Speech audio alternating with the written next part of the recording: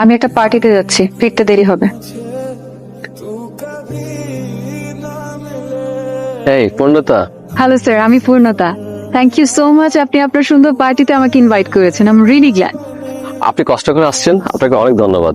আপনার সাহেবকে দেখছি না। উনি উনি বিজি, দেশের বাইরে গেছে আর কি। My bad luck. No no no. Hello everyone, উনি হচ্ছেন পূর্ণতা, হ্যালো। Young lady. ওনার দারুণ একটা আইটি ফার্ম আছে। উনি সারা দুনিয়া জুড়ে বড় বড় সব কাজ করে থাকেন। সবাই তো ওনাকে চিনতে পারছেন নাকি? আপনি আসছেন, আমি অনেক খুশি হয়েছি। আচ্ছা, আপনি একটু কথা বলেন, আমি আসছি। Excuse me. হ্যাঁ, হ্যাঁ শিওর। তুমি এখানে কি করছো?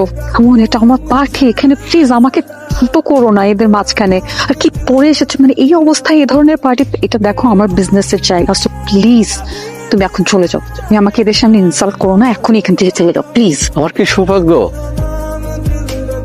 শান্ত সাহেব যে, প্লিজ আসুন। আপনি আসছেন, আমি সিরিয়াসলি বিশ্বাস করতে পারছি না। এক্সকিউজ মি এভরিওয়ান, উনি হচ্ছেন মিস্টার শাহরিয়ার শান্ত, একজন বিখ্যাত চিত্রশিল্পী। আমি প্যারিসে একজন বিখ্যাত চিত্রশিল্পীর কাছে ওনার নাম শুনেছি। ওনার কাছে শান্ত সাহেবের অনেকগুলো আঁকা ছবি আছে। শান্ত সাহেব কিন্তু একজন ভালো মানের ইন্টেরিয়র ডিজাইনার এবং একজন খুব ভালো মানুষ।